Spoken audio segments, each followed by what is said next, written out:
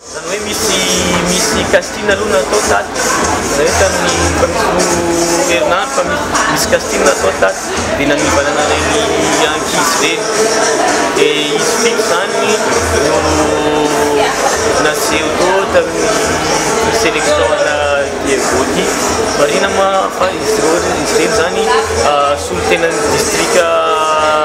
Armado Diego Villa ihany fa misy miavany amin'ny antsisisisiny ihany zany ohatr'izany dingana roa misy an'le casting natao tany amin'ny sisisisiny zany tany amin'ny périphérie dia misy koa natao teto Diego dia le androana amin'izay zany ny sélection finale zany hoe zany